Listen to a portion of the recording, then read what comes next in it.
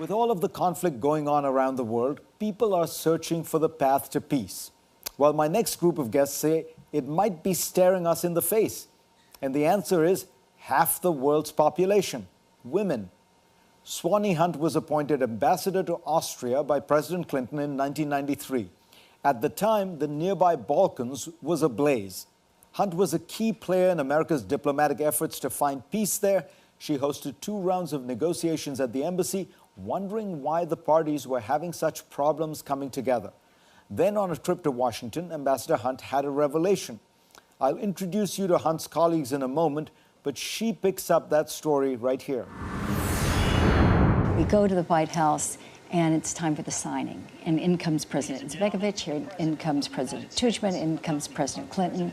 And I turn around, I look in the auditorium, and it is a sea of gray suits. Now, the interesting thing is that I, who care a whole lot about the importance of women, I didn't see it. This is you didn't notice it until then? This is a failure story.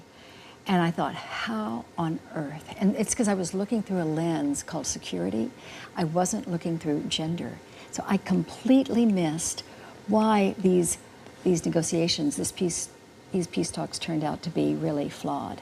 So I went to the UN for a meeting, and I asked this UN official, why aren't there any women in the peace talks in these different countries in Africa? And the UN official said to me, you know, Ambassador Hunt, the warlords won't agree to have women. And I said, well, why not?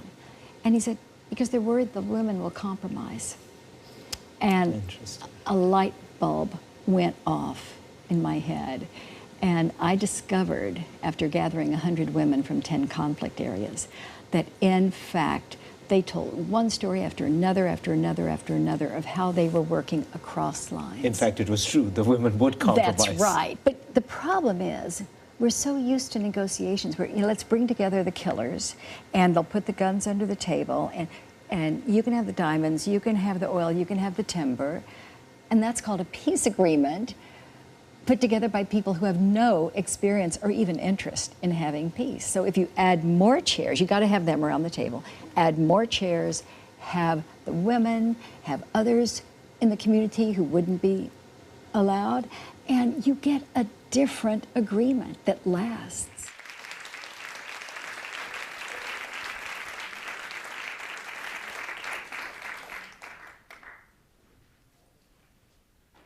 Good evening, everybody. I am Ms. Sabe Phyu, co-founder of Kitchen Peace Network and director of Gender Equality Network from Myanmar. I grew up in the beautiful mountains of Myanmar, then moved to the capital when I was 12 years old because of my episodes with malaria. That's where I work now, on violence and discrimination against the many ethnic people at the hand of the National Army. In fact, Myanmar has the longest running internal conflict in the world. 3 months ago, in October 14, I was abroad on a work-related trip when my husband, Patrick, was arrested. Why? I thought, why did the government arrest a man who, unlike me, is not an activist? He's a humanitarian delivering relief supplies to the members of the ethnic Kachin minorities. He is helping some of the 400,000 people in Myanmar displaced by the civil war.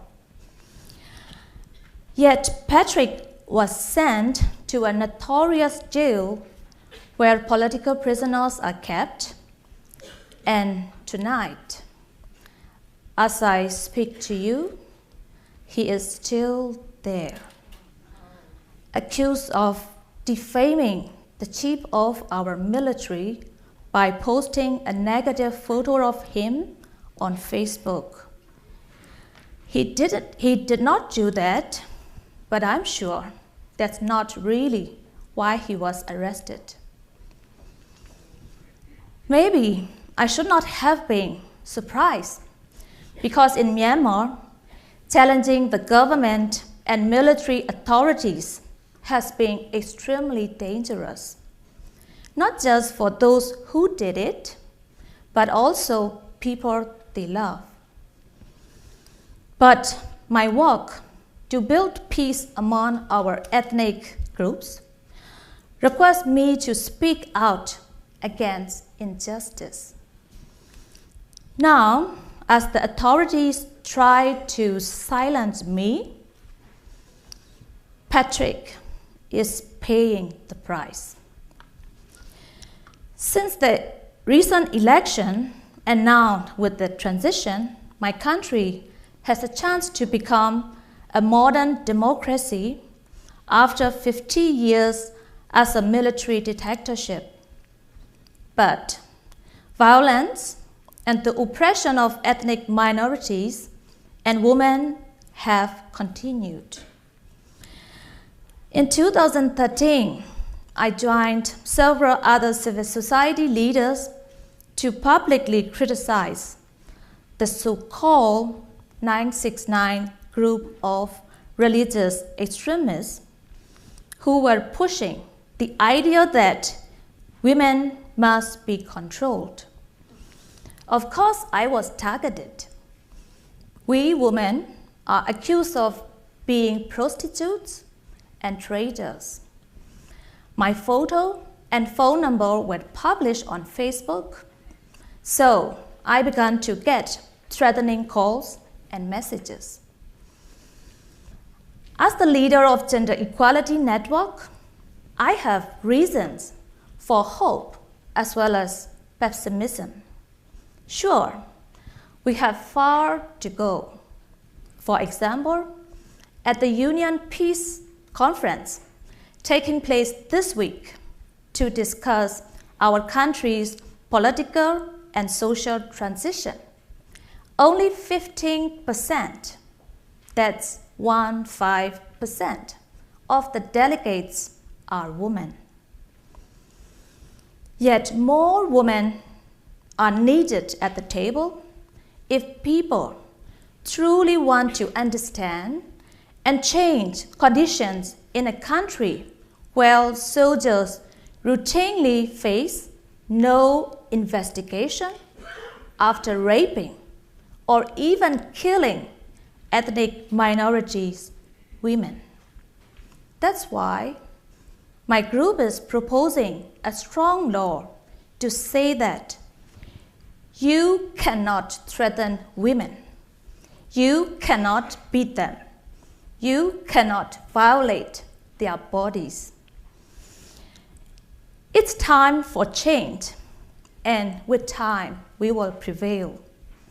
But it won't be easy because peoples are complex. My family is an example. I love my father, a respected Burmese doctor, an ethnic majority man who married to a beautiful Kachin woman from the rural area where he worked day and night to help people in need, listening to their pain, healing as he was able. Yet when I decided to marry a Kachin man, my dad was greatly disappointed and angry with me for not choosing a Burmese husband who he said would, of course, be superior, more intelligent. In fact, my father was so upset that he didn't speak to me for 10 years. Even when I had 2 daughters, he didn't soften. But when I had a son, that made a difference. He brought me back into our family. For my father and me, that was 10 years loss. But then, that's only 1 decade out of a lifetime of work.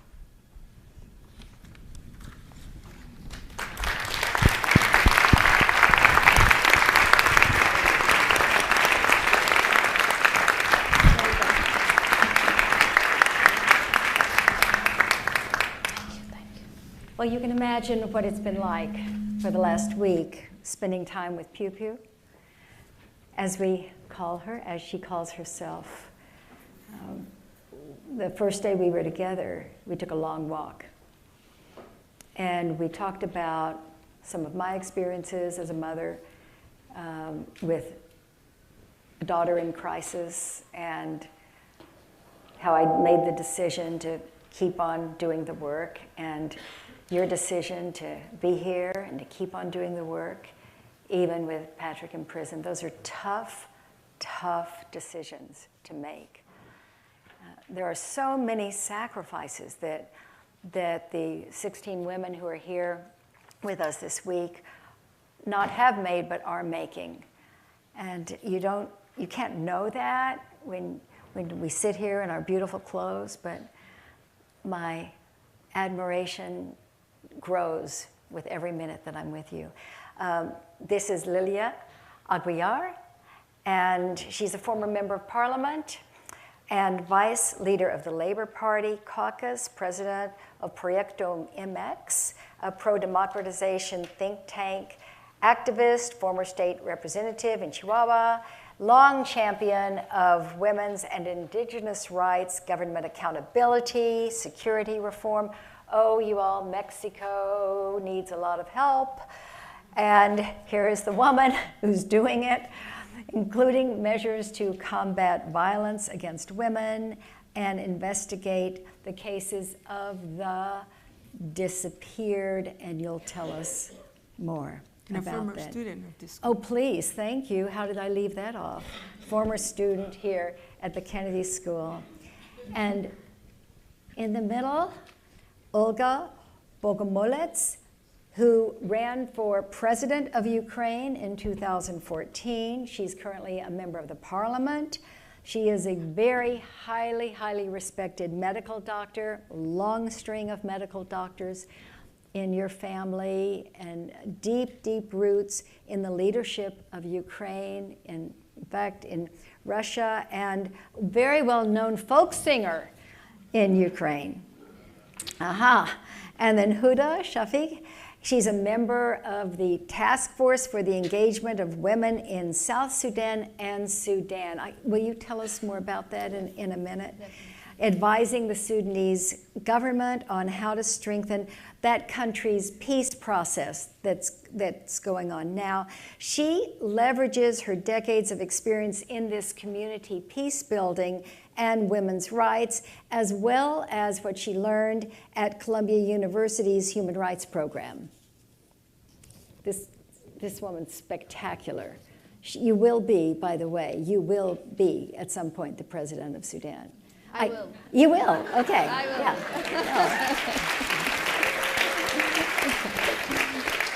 Yeah.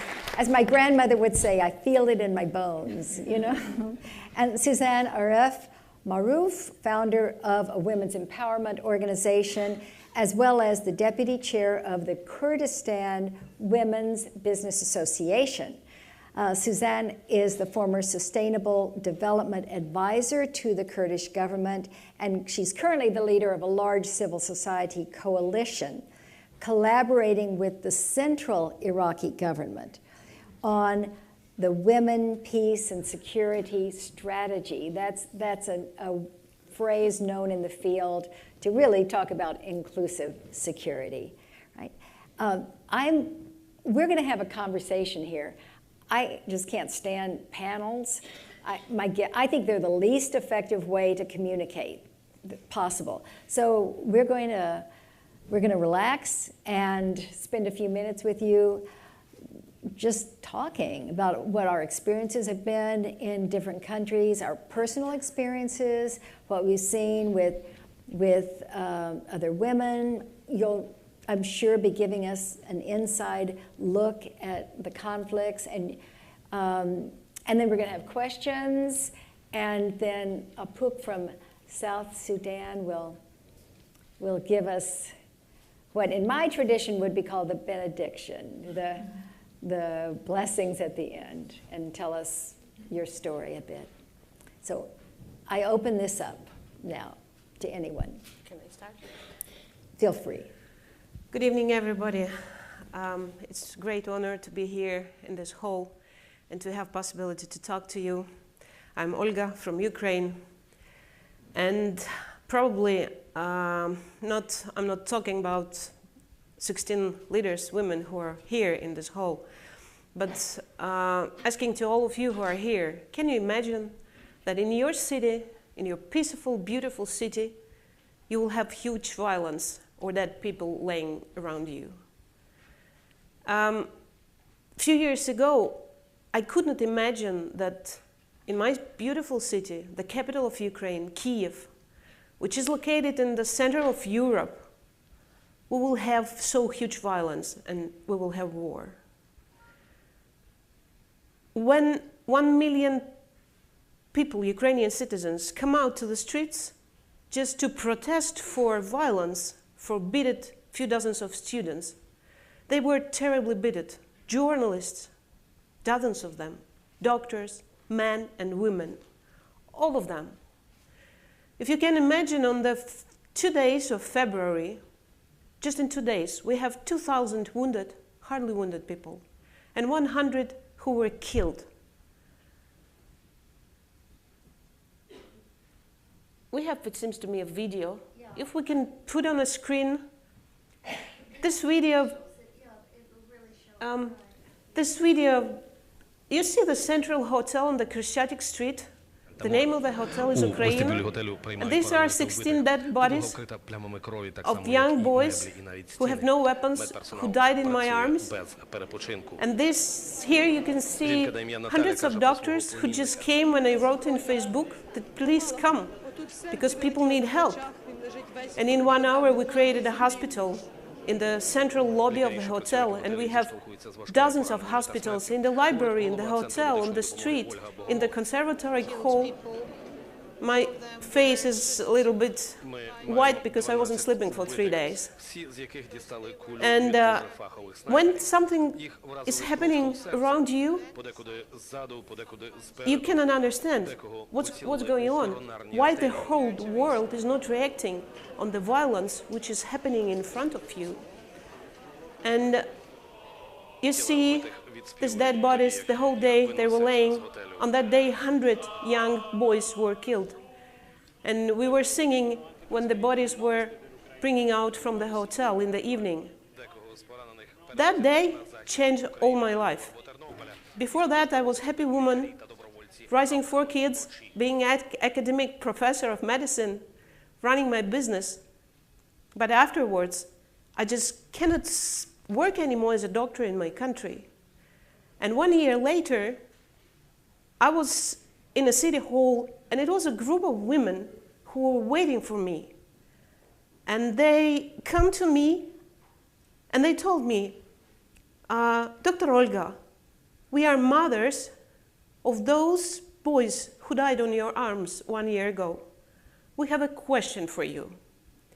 I felt like my heart stopped beating, bringing me back to that day when, as a highly qualified doctor, I have no chance to save lives, because snipers were doing so good job, 1 bullet to a brain, 1 bullet to a heart, and just in 1 second there is no life.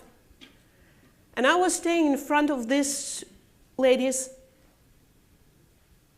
I knew that I have no answers on their questions. They lost their sons, their husbands. And they were watching at me, and they asked me, did our boys, when they were dying, was it painful for them? And I was hugging them, trying to not to cry, telling them that they went out in heaven with peace, with no pain. I wasn't lying, because snipers were doing a really very good job. Can I be any more doctor in a country where I was qualified to save lives, to have no possibility to save these lives? That's turned my life. Today in Ukraine, we have more than 6,000 already killed. 1.1 1,500,000 internal refugees, dozens, thousands handicapped and wounded, dozens, thousands orphans, dozens, thousands widows, and mothers who are waiting for the answer. Can we tolerate any more violence? What can we do to stop the violence in the world? Thank you, Olga. Thank you. Thank you. I can start after Olga because I have the same thing on mothers, and I want to tell you. First, good evening. I'm really honored, and it's a great opportunity for me to be here. I am a woman from Iraq, from Kurdistan region. It's the safe haven for most of Iraqi peoples who moved to live in a peace.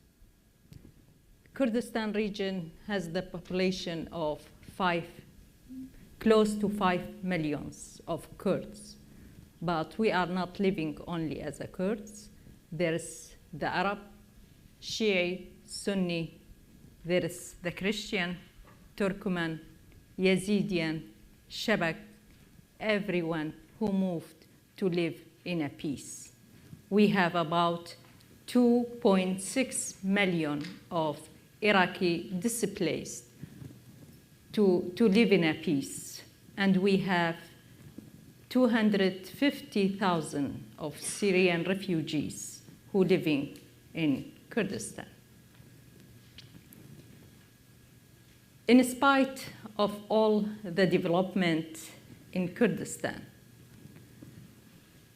discrimination and violence against women persist in the legislation, political and social life. And of course, with the recent conflict of ISIS on the country, it affected badly, especially on women's situation, economically, politically, socially. So their life being changed. Many women being abducted by ISIS, like more than 4,000 of Yazidi women being abducted. There's some of them find their way to run away, and there's many other kinds of other violence that been created with this crisis of raping, sexual harassment, and the phenomena of child marriage as a protection.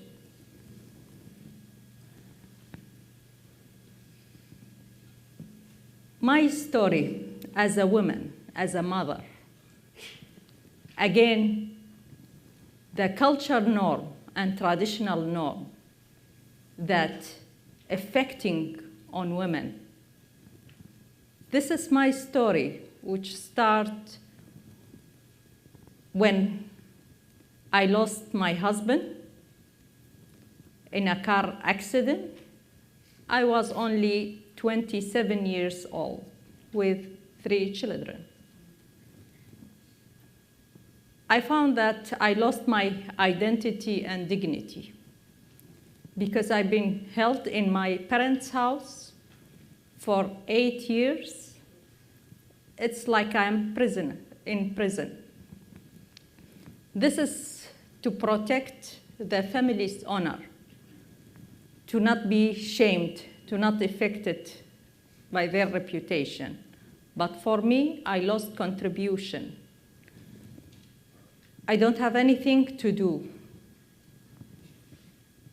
And it was very difficult for me to continue my life in this way.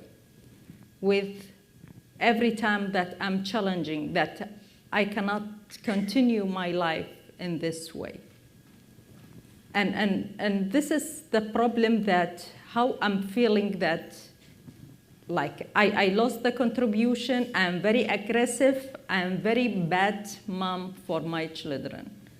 So I became useless in this life. Why I'm living?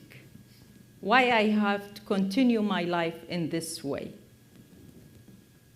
Even not only I'm useless, but I'm also negative and affecting badly on my children. So this is how even the suicide thought came to my mind. So what I have to do, I have to end my life because this is the best solution. I'm living now because I'm the mother. If they lost their father, but still they have their mother. But when I found myself, I'm useless and I'm very bad with them. So this is how I came to the point that I have to end my life. This is how I decide to suicide myself. But first, I tried to face my father, to talk with him, because I don't have any other thing to lose. So this is how I have to face it and to tell him that I took this decision. I don't have any other choices.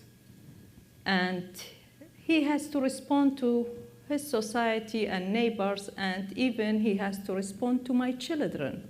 Why their mother suicide herself? Who is responsible for that? So this is the point how I was able to convince my father for my freedom, for my independency, and to gain a new life. This is how start my journey. And I decide to support women, especially widows. You know, in Iraq, it's the widows' country. There's 4 million of widows in Iraq with the same life that I face it. So this is how I decide to help widows, to help women to be independent, to improve their skills. This is what we did in the organization that I established in 2004 for enhancing women's role in Iraq society.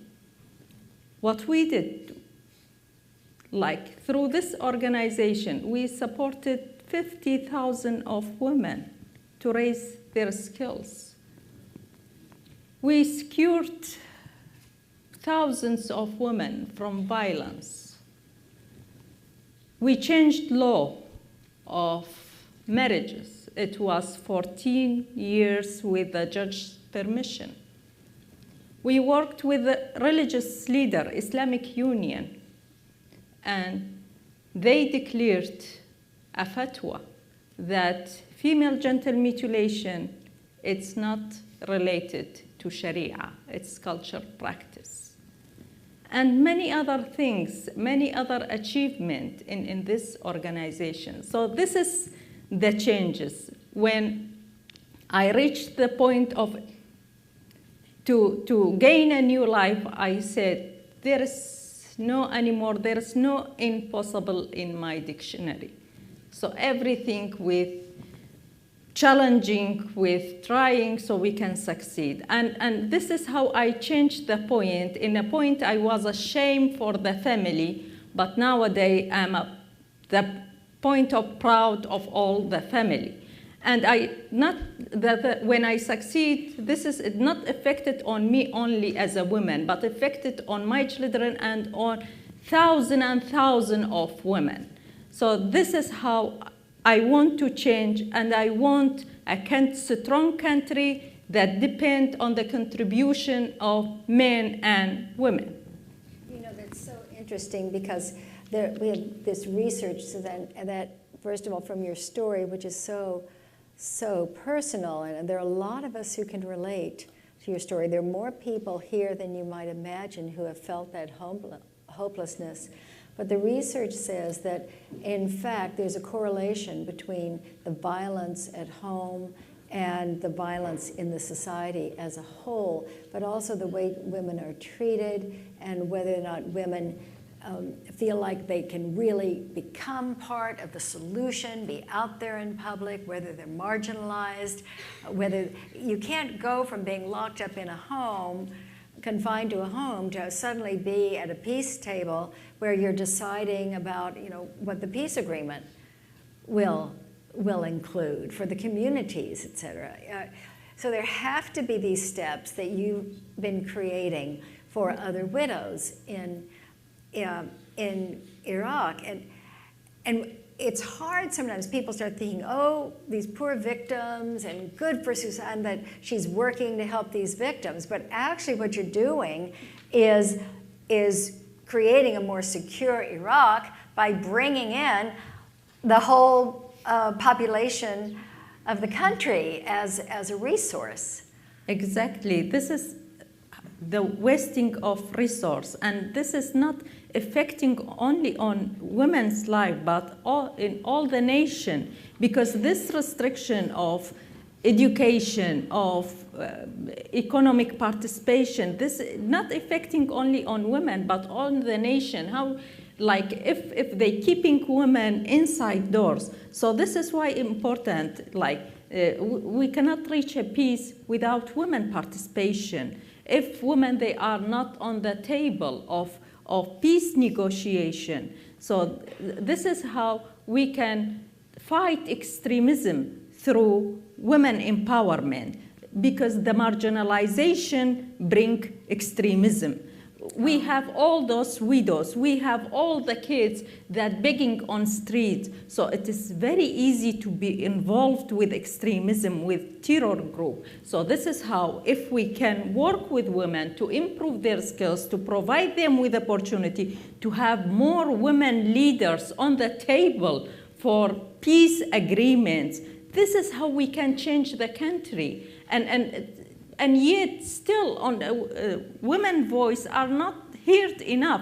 And this is reflect on all the peace agreements. It doesn't reflect their interest and their needs. So this is why we want more and more women leaders on the table, in a high position, in decision center, to change this country and to have more women and women engagement. Thanks. Thanks for making that connection a lot clearer. Huda in Sudan, Lilia in Mexico, I'm sure that something's going on in your heads as you listen to both Olga and Suzan. I just want to stand up and lead, because I want to tell Suzan that she's not only proud for her family, but she's proud for all of us as well. Yeah, that's right.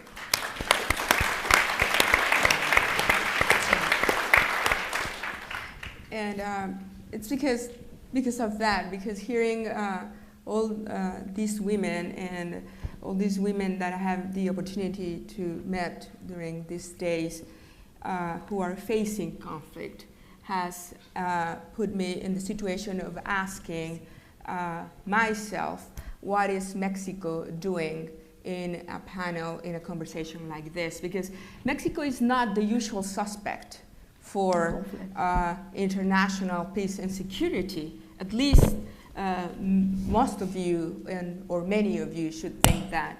But the truth is that in my reflection, Mexico is facing, yes, not a war. Iraq is the first war I heard when I was a kid. Probably not an internal war like it happened in South Sudan, but Mexico is facing, suffering a lot of violence. And just some numbers. In Mexico, 1 woman is killed every 4 hours. Every 4 hours. And in the period of time of 2007 to 2014, we had more killings than in Iraq and Afghanistan combined. We have, in that same period of time, 26,000 people forcibly disappeared. And talking about mothers and what I have learned from these amazing, incredible women who are here and on the public is how I can tell a story of another mother, a Mexican one, who actually her name is Cristina. She is from the state of Guerrero. She has a son called Benjamin. Benjamin, who was, at the time he disappeared, 18.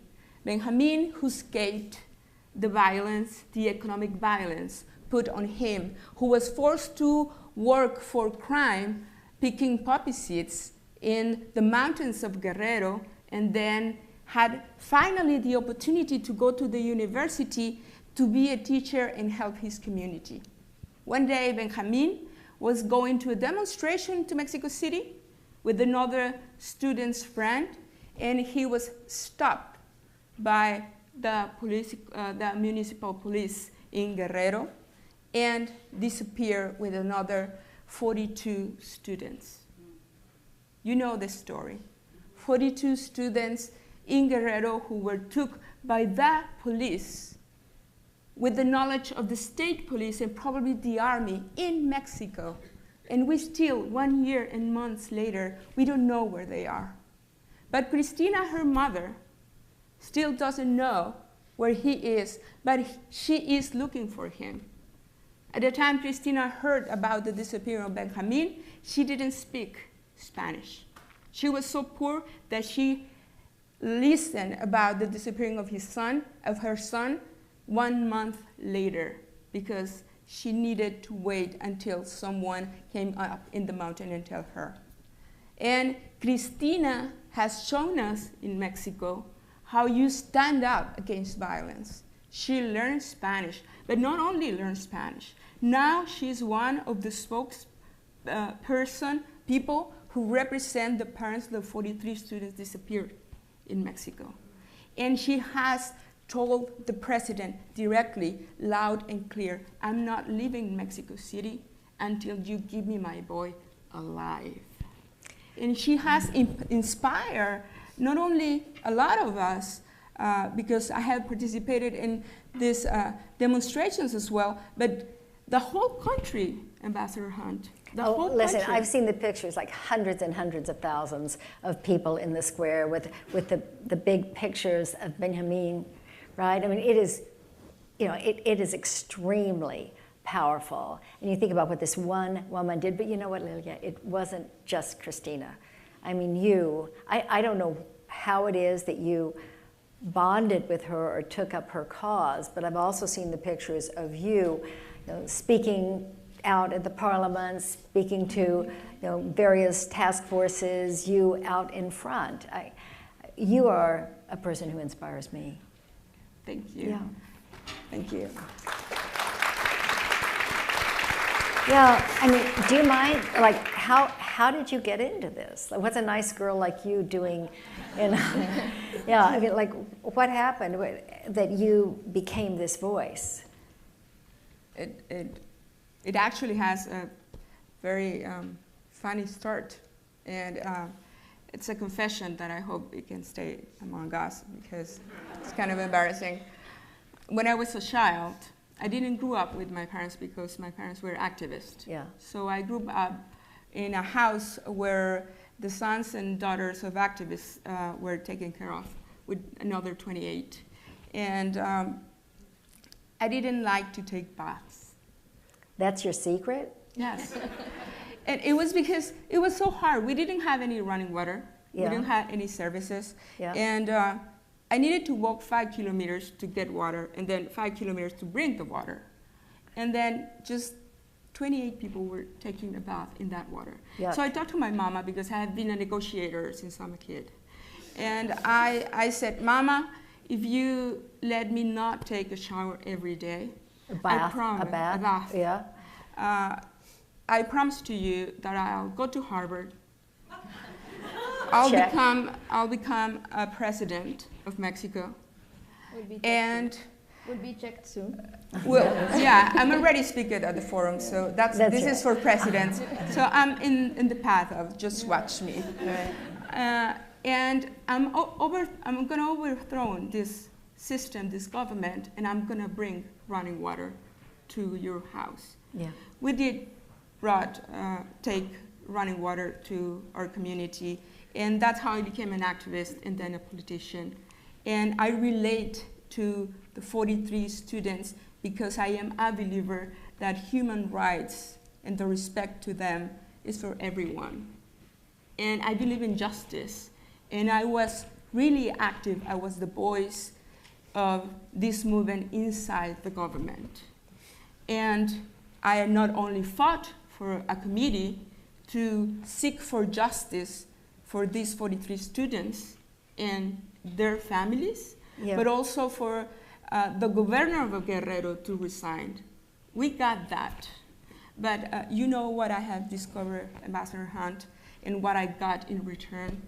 Violence. Because women, like Phyu said, like all of these women know, we get violence when we stand up against violence. And violence that was not only put against me, but it was also put against my family. But what I have learned, not only from my parents, and all the people I have the luck to know, is that you need to stand up and keep going because the task is not yet finished. And when you say violence, you're talking like death threats. That's right. Or you were kidnapped, weren't you? I was kidnapped. I learned about the perils of union leadership since a young age. I was a state representative in Chihuahua from 2004 to 2007, and I was kidnapped the first time because I fought really hard to look for a third committee for the women who disappeared in Juarez. Yeah. And I made the chief of the police really angry. So he decided that it was a good idea to just scare me a bit. He didn't. And I'm not scared yet. Yeah. I don't think you're going to be. I don't think you're going to be.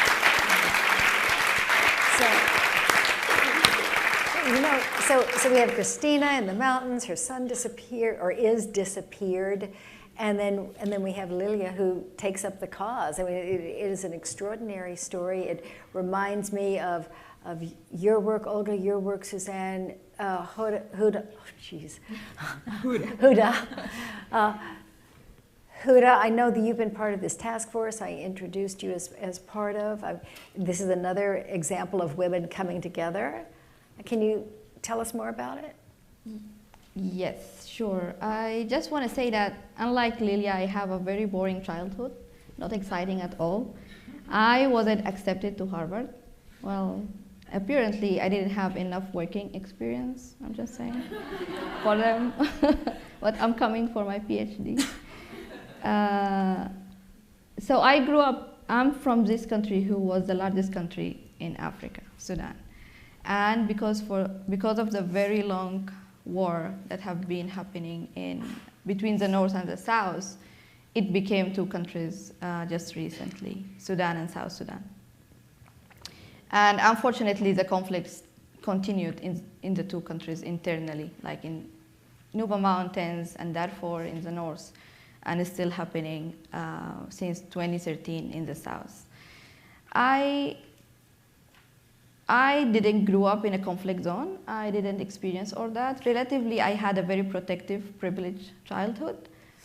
So the things I took for granted, sisters from South Sudan and from other parts of Sudan didn't have. And when I get to go to my undergraduate school, I started to know. I mean, I experienced the injustice in the society about their perception of women and all that in different ways, but then when it came for me to know that people are actually just being killed because of their skin of color, or just because of their religion, or just because of where they were born and their ethnic tribe, it's just changed me. And I can't really tell why I'm doing that.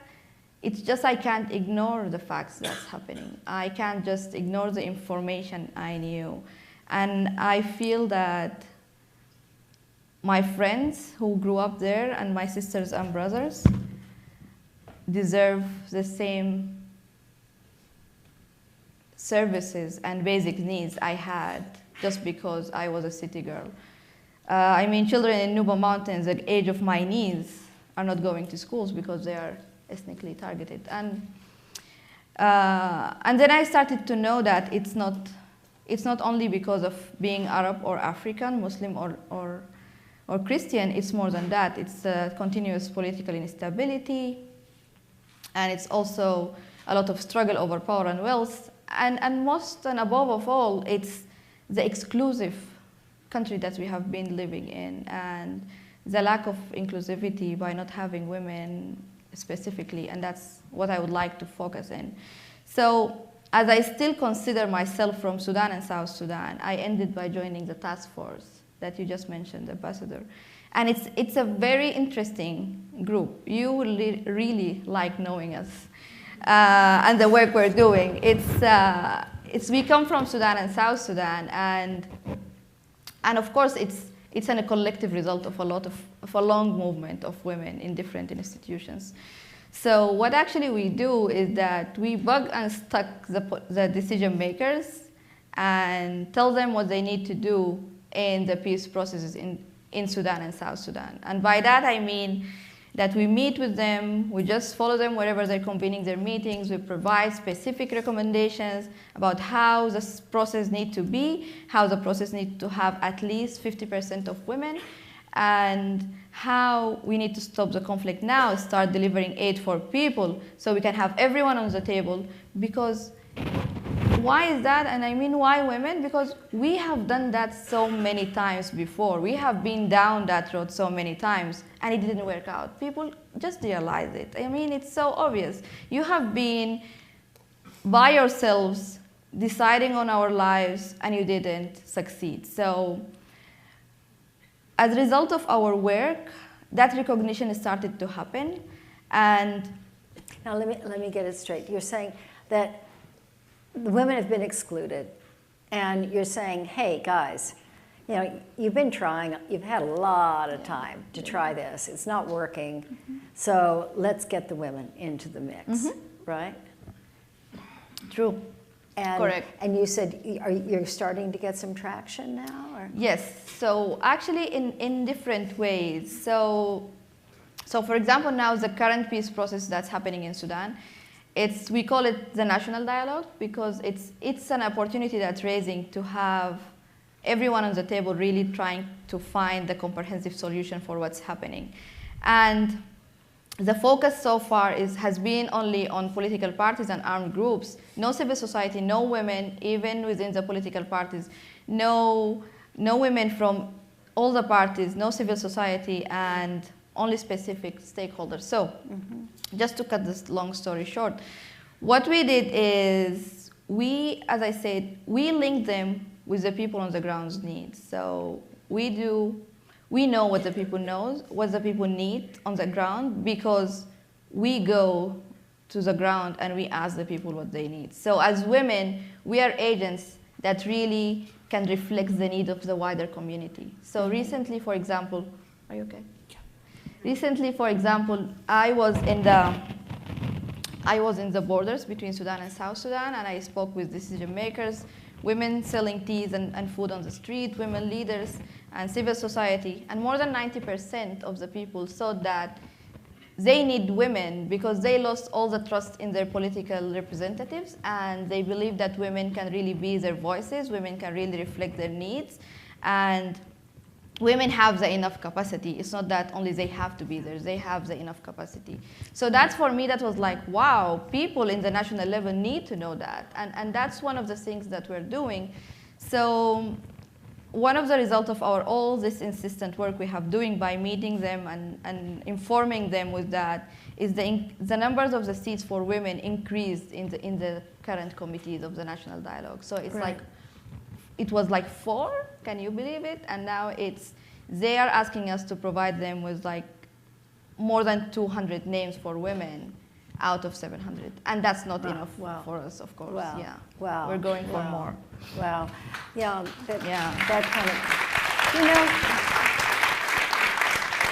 all these years later, I mean, these decades later since the clip that that Fareed Zakaria was talking about in terms of my work in Bosnia, where I said, these women aren't being included. And you get all these warlords, they're all putting their guns under the table, but here you are, and you're getting so much more traction, Huda and every one of you, than I was seeing. I mean, this is really, really encouraging to me. I know it may seem like it's happening very, very slowly, and it's true, but when you talk about such a cultural change, a difference in the mindset, it is slow, but it takes staying in there, just not giving up. Just like you said, Lilia, I'm not going away. I'm going to open this up now for some questions. There are 4 mics, and there's someone at the microphone. Are you standing at a microphone, or are you just sitting down? No, you're sitting down. You're standing up. Okay. Thank you, Ambassador Hunt, and thank you, women leaders, for sharing your stories with us. And I'm supposed to say that you need to do 3 things. Identify yourself, remember that a question ends with a question mark, and keep it brief. My name is Aurora Lockenauer. I'm a first-year master's student at the Fletcher School, and I've had the privilege of working with the inclusive security class these last couple of weeks.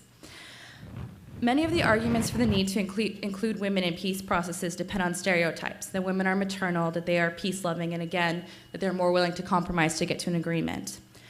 While these arguments get women seats at the table today, I worry that they are reinforcing stereotypes that will make it hard for women in your countries to take on other roles in the future. Are you comfortable with using arguments based on the special characteristics of women, or should we switch to an argument or a dialogue that women deserve to be at the peace table in political dialogue because of their roles as individuals and citizens in their countries rather than based on gender? Okay, great question, Aurora. And so to restate, do we need to be, or is it important, I should say, is it important to think of women in terms of, they have these special qualities, this certain life experience, whether they're born with it or not, they're different in, not all women, right? Not all men, right? But they bring this specialness, or is it, should we switch over from that and say, it's just better to have everyone able to come to the table? Is that an okay way to say it? Yes, thank you. So anyone, keep your answers quite short. See that clock up there? Yes. Yeah. So we're going to go until about 7:15. So you've got to keep your answers really short. What's your opinion on that and why? Suzan? I think with women participation, it's not necessarily to say that they have to be like a new characters for women, because everything is practice. But the problem when they healing women, keeping them inside doors. So of course they don't have any experience how they can immediately come to power. So this is the problem. They have to be in the process with education, with work, with political parties. So this is the system, how they can be in the position and get all the experience. And when we are saying women to be on the table, because we want the 2 perspectives of women and men to be reflected in the decisions, because nowadays we in our society, all the decisions taken by men, there's no any women's perspective. This is why the decision is not serving women and not taking their needs. Right. I just want to say very quickly, I agree with you that generalization is never all true, but it's a fact. It's not only their rights, it's the added value that they bring for the table. For example, when Sudan and South Sudan were dividing, we were going together, me and Apuk literally, to the meetings, providing the sample of the Sudan that we wanted, crossing all our divisions. So it's just, I know that it's the patriarchal society that we're living in, but for now we're going to stress on our value, we're going to bring everyone on the table, and then we're going to fix the patriarchal society, and then after that we're going to say that we don't have to stress on the gender, we're just going to say everyone. Okay, so let me recap, and then, because I want to capture this, and then Olga. Okay, so Suzan, you're saying, if I'm understanding, that you've got to have women adding their perspective, but it's also true that from where they are now to getting to the table, they're going to have a lot of experiences that men wouldn't have to have. So you've got to focus on women differently from how you would focus on men to get them to the table so that then they can make a balancing contribution based on their life experience. And if they're not there, no one's going to be speaking out on behalf of women. So that's important. You got to have their voices represented. And then, let me see if I understood, Huda. You're saying, well, your experience is that with Sudan and South Sudan, being part of this task force that went across the lines has made a very big difference in your representing those values. And maybe you get to a point where it's just people as people. But for right now, your experience is that there's a difference in what women are doing. Do I have that? Yes. Fair? Okay. Now, Olga, you're going to jump out of your seat if I don't. And then Lilia. I just would like to say that half of the population in the world is women. And of course, we all here are human beings. What that means for you, for me, being a human being means being human. Men and women can accept this different. What is the main difference between men and women is that God gave to the woman possibility to bring the life, to give for a human being this life. And a woman will be ready to save lives, to go for negotiations, because the human being life for her is the main value. So she'll be much more ready for compromise. That means that women all over the world should be those persons who are responsible and who are decision makers, together with men. Okay, so you hear more of the first point of view from Olga, that women actually, they are the ones who give birth, and therefore they are going to have a particular investment in maintaining that life, and therefore will compromise more. And Lilia, how do you answer? Just really quickly, because I think you are asking to if we're comfortable saying that we need to be sitting on the table because we are more maternal and we're like more caring, but that is not the issue. The issue is that we are the other half and we have a different perspective. And I'm just going to close with something that Ambassador Hunt always says, but I have lived myself. There are women there who are able to be on the table. The thing is that they never let us sit. And when we sit there, we talk, and they think that what we're saying is not important. So affirmative actions have built democracies like this one, like the one in Mexico, as bad as it is. So we need affirmative actions, not because we give birth only or because we're more caring, it's because we're capable to do it. Okay, so you're hearing, yes, Aurora, thank you. Thank you so much for all your answers. Yeah, it was a great question. And by the way, that question will spark ongoing conversations around a lot of dinner tables. So that was a really important question. And you heard a great deal of nuance in those answers, too. Yes, please. Hi, my name is Patricia Araujo Henderson. I'm with the School of Education here at Harvard. My question is towards that end.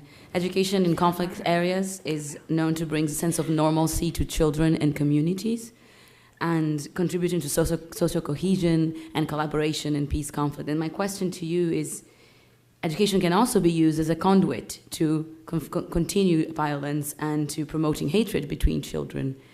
I'd like to know is, how do you see the role of education, especially in countries that have been through long wars, and how do you see this as a tool or as a means for peace building and peacekeeping? Right, education can be used either way, as a negative, as a positive. And does anyone here have anything that you want to say about that? You don't have to. We could say, sorry.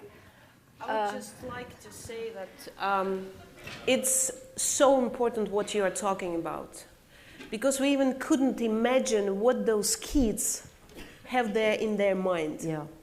When they grew up in the family when their mother is crying every day, explaining who killed his father, or his grandfather, or his brother. What decisions they are making, and they when grew up, what they are doing, taking weapons. I just, a few months ago, I was taking part in the big celebration where we have very small kids, 6, 7 years, and they were getting their first pagons? How you call this? Military school. Yeah. For young boys who are just 6, 7 years. And I was talking, shaking their hands in Kiev, and I was asking whom you would like to be. One said, I would like to become a chief of police. Another one said, I want to be general. Third one said, I want to be a marshal. And the fourth said, I want to be a jet pilot. I want to bring the atomic bomb. He's keeping this in his mind. Because what's going on with the propaganda, and for example, what we are going through right now in Ukraine, even not having been a long time in this conflict, when Putin's propaganda is telling people that Ukrainians are crazy, killing people eating people, making more and more aggression, everything is lie. But people started to be afraid.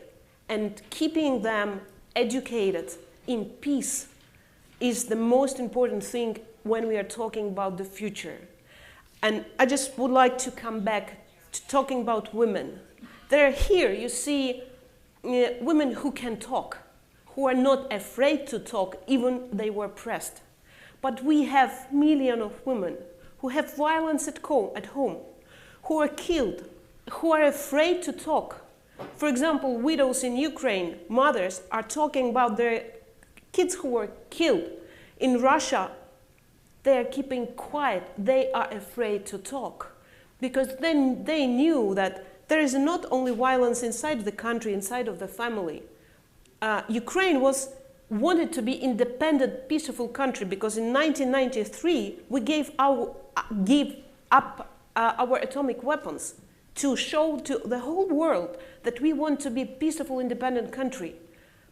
And on the basis of the signed agreement, Budapest Agreement, when United States of America, England, and Germany was giving us guarantees to have peace and territorial integrity, today, Putin making violence not for one family, not for one child, not for one mother. He's making violence to the whole world, changing the world order, trying to explain that he can do what he wants to do, to take off Crimea, to make war in the East. We want to be peaceful, independent country. Each family wants to be peaceful, independent family. And we had to teach our children. And that's why we are here. And that's why you are here. Because I really believe that what was going on in Ukraine, what's going on in Sudan, in Mexico, is happening not because someone is giving command to shoot. Not only because the snipers are taking their weapons. Not only police is taking people in Mexico, because the million in this same moment are keeping silence. They just close their mouths, close their eyes, and they're trying to look like nothing is happening. So we don't have to tolerate this, and we have to teach our children to care about the world and the peace in the world. And if I can just take it from there, I think we can't only rely on formal education in such situations. We also need to pay attention for informal channels for education, like civil society organizations, community-based organizations, religious institutions even. They're all serving very well now for example, in Sudan. It's in just like spreading the concept of peace and related topics. And worldwide, the civil society organizations are dramatically they're led by women in dramatic numbers. Yes? I want to add that, again, empowering women to fight extremism. Because if we have, I'm talking about my country, the number of widows and other women divorced and other illiterate women. So women without identity, without dignity, how they can raise a good generation a nation. So this is education, it's very important, but again, we have to have, because there's a big gap between women and their children and education. And again, we have the stereotype, the culture norms on education. Again, like the girl, she has to help her mother in the house, and the boy with his father, and he's engineer, and she is taking care about babies. So this is how we are educating our kids. And this is also the case of women. So this is how I'm saying we have to have a civic education and also empowering women to have a good and strong generation. Yeah, I'm going to move us on. Patricia, we could go on for hours about this. It's an excellent question. Yes, sir. Hi. I want to, first of all, thank you all for being here and sharing your amazing stories. My name is Jesus Reyes. I'm a first-year MPP here at the Kennedy School, and I'm originally from the state of Zacatecas in Mexico. My question is specifically to Lilia, but of course, open. So, being from Zacatecas, we know a little bit about violence. We've had gun violence, we've had kidnappings, we've had everything that the rest of the country has had. But this violence, even though it's increased, it happened before 2007. We had other types of violence. We had economic violence. We had lack of opportunities. We had those violences that led to those more horrific, more forceful types. May I ask you to speak more slowly? Oh, yeah, sorry. I mean, I'm catching it, but I think there may be others for whom it's difficult. So that lead to those more forceful types of violence. I think in Mexico we cannot wait for another 43 students to disappear. We can't afford to, and we need to do something now. But in my past experience, when I go to Zacatecas and try to organize people to get involved, to do something, we encounter, apathy and lack of trust that something can actually be done in a country like Mexico. So my question specifically is, how do we involve young people, but specifically women, into starting to organize and try to push against these walls and try to go against what the government perhaps is doing? Right. How do you do that? Yes, Lilia, can you in 2 minutes give him some ideas? 2 minutes. Just solve Mexico in 2 minutes, would you please? I'm gonna try to be short. You are going to be short. The thing is that, as you know, women in Mexico are leaders grassroots, especially in deep in the south and up in the north. The thing is that we need to change the institution, specifically the law, in order for women to be able to get up. And not only, and I am part of a political party, not only those who are in this bubble of the political parties, who are politicians who have been called the stomach of the beast, but those who are actually have the pulse of the communities and help them get up and be in formal authority positions. That's the first one. And second, we need to recognize and we need to push. There's something that doesn't exist in Mexico, and that is social control. I don't know how to say it, but society is not pushing government to accept that we're not at war with another country, probably we're not in civil war. But being from Zacatecas, as I know, being from Chihuahua, and there's people here from Mexico City, from Guadalajara, that we are in a war against crime. And we need to do something to bring peace. But the first thing that we need to accept is that crime has been deep inside, rotten the society and the government, and we need to stop it. And for that, we need to speak up. And there are very, very powerful examples, to your point, about how societies actually make systemic changes that allow women to come into that space. But it also takes the mentoring women like these who go home and they identify X number of other women who identify X number of women. So both have to happen at the same time. A quota or some other systemic change, and then the encouraging of the women. And by the way, Huda, I was telling you back in the green room about the conversation I heard last night from some Iraqi women, Suzan, who were saying, we want to start a task force, where we learn from the women from Sudan and South Sudan. And I know that you already have a lot going on, and it's just a matter of, not just, but it's very helpful to exchange these strategies all across the women you see on the stage, but also thousands of others with whom we've worked. It's a very, very powerful network. Thank you for your question, and we have one last, and then we will wrap up. Yes? Marilsa Rodriguez Garcia. I'm an alumna of the Kennedy School, the Mid-Career Program, and a member of the New England Alumni Association. Thank you very much for your stories. They're very different, but there's a common thread through all of them, and they're very humbling. They're also, to me, a little frustrating because I sit here thinking, what could someone like me do? Is there a role for people from here or other parts of the world in your individual battles? Thank you. Or do we just stand on the sidelines and say, you go, girl? Thank you. And I'm going to say, if you have an idea, see that clock up there? You have less than 1 minute to express it. That's going to be 1, that's going to be 2 minutes, yes. Oh, you fight it out. Okay. You go ahead. About Ukraine.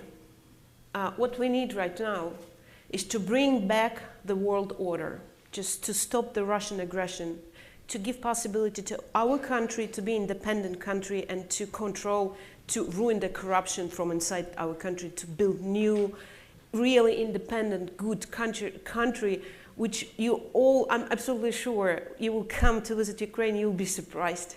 Mm-hmm. How beautiful is it? And how beautiful are the people. Right now, we need the support from outside. First, to stop the aggression, to stop the enemy, which we have right now in the face of Putin. How? Not with the weapons, but the economical sanctions. Not because I want Russian people to live bad. No, I want them to be happy, to live in peace, to have a good future. But we have to bring back integrity of Ukraine. And those who don't want to be a leader of human being human, those who thinks that he can be a leader because he has the best army, he has new weapons, he's bringing more and more money to support this, it's not being a leader in a new world. It's being a dictator. And he has to go in the past, just first give us back Crimea and stop the war. And economical sanctions and support from United States is very, very important. And support to internal processes, controlling each penny which is giving us a support from United States to Ukraine. These are just 2 ways how you all can support. And I'll be very happy when I'll be going back to Ukraine that I will bring not only the cold, which I caught here in Boston, that I bring back your support.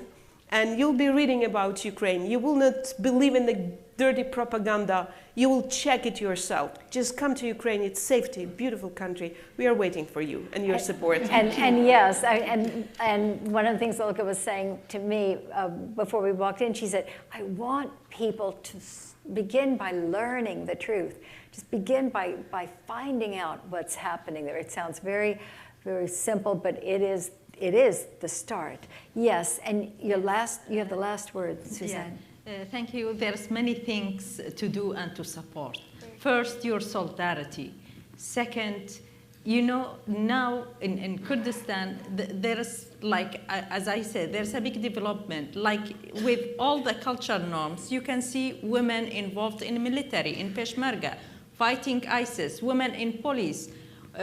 Like the number of women with girls, boys in universities is the same.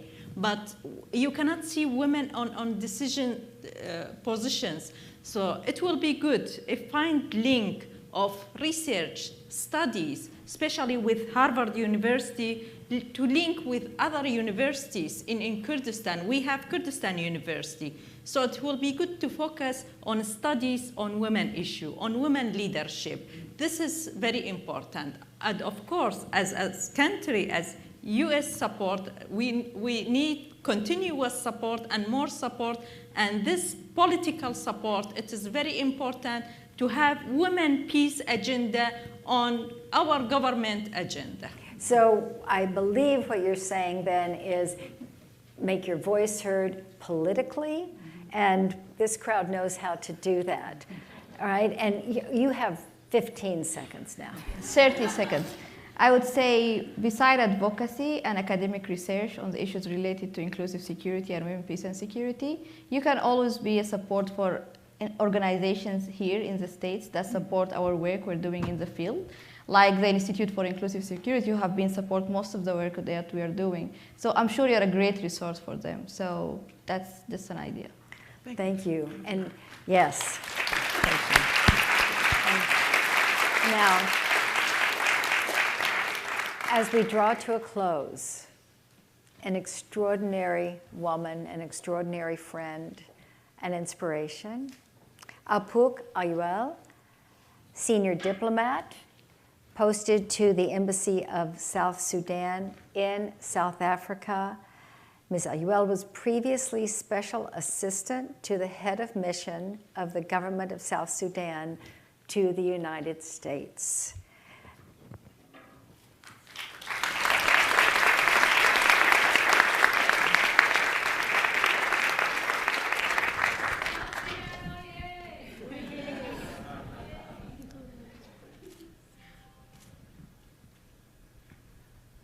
Good evening.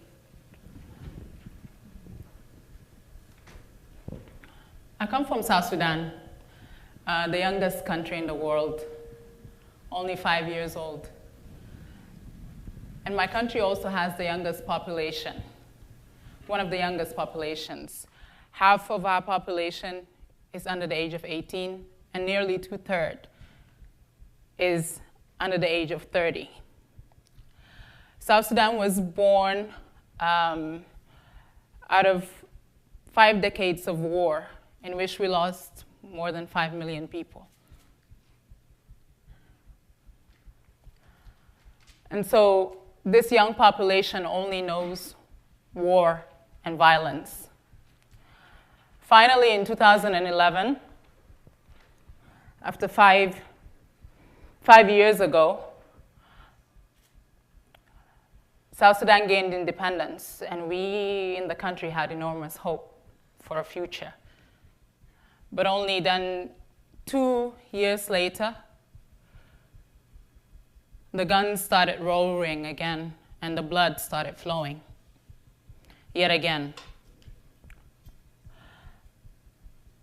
My whole life has been shaped by conflict. I was born in Juba, South Sudan. I grew up in Khartoum, in Cairo, and then as a refugee in the United States, in Austin, Texas. In 1998, there was a famine in Sudan, and I saw a photo that changed my life. It was a photo of a girl child, emaciated. She had collapsed on an arid ground with her head down. And as I looked close at the photo, I saw a vulture stalking her. He was waiting for this young girl to take her last breath. And when I looked at it, I could imagine myself as that young child. I could imagine that she could have been my daughter, or maybe yours. And I could have been gripped by sorrow at that moment. I could have been paralyzed by despair. I was only 15 years old. But what I remember is that was my call to action. And for nearly 20 years from that moment, my life has become a search for peace. The independence that we gained in 2011, for us as South Sudanese, offered great opportunity for prosperity and development in a peaceful time for the first time in 5 decades. I remember in 2013, in December, on the 13th, I brought my sisters for the first time to South Sudan, to Juba. And it was part of a massive return of hopeful diasporans. But 2 days after we arrived, tanks started rumbling through the streets and guns were roaring yet again. That Christmas of 2013, instead of children walking through the streets like they do every year with candles in their hands singing Christmas songs, our streets in South Sudan were littered with bodies, dead bodies. And again, I was one of the lucky ones. I became a refugee again. I found myself in Nairobi, and as women, we had to act. As women, we had to stop this senseless war. And it was not the first time that we do it within the last 5 decades. I come from a long line of women who did the same things before to gain the comprehensive peace agreement. Our women, in South Sudan, we have a saying that a woman has no tribe. So as a woman, should I be married, I'm a Dinka woman, should I be married to a Nwer woman, I would give birth to children who are Nwer. And so we came together as women. Some of us had the fresh pain of loss of their husbands, brothers, children, and relatives. And we came together across political divides and tribal divides. It was difficult. It was not easy. It was not easy. But at the end, we developed a manifesto for peace. And armed with that manifesto, we went as a group to the peace talks that were taking place in Addis Ababa. And we ambushed the men in the corridors. And one thing that struck them was that we had regardless of our divides, we had a consistent message. And our message was, we are demanding that you stop this senseless war. We are demanding peace, and we are demanding that women and civil society actors be included in the negotiations process. For us, we knew that an inclusive process was going to be the only means for us to have a sustainable peace. We also knew that without reconciliation, without restitution, the guns will roar yet again and the blood will flow yet again. It happened. We returned to war 2 years after independence because we didn't deal with the violence. We also know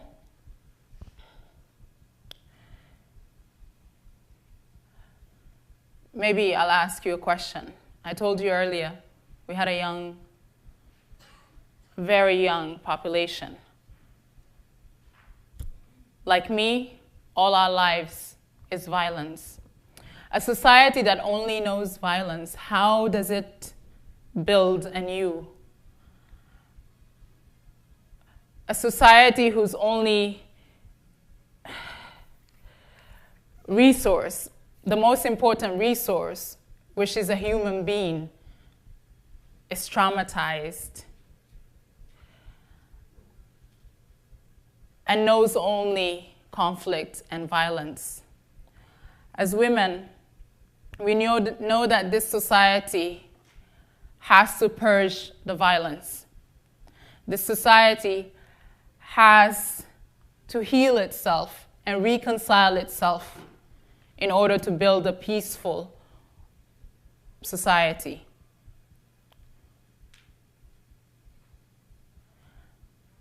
In the languages of South Sudan, my name, Apuk, means restitution.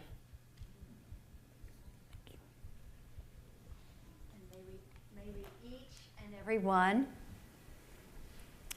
remember you, Apuk, with that commitment to restitution, to coming together, to healing, Olga, right?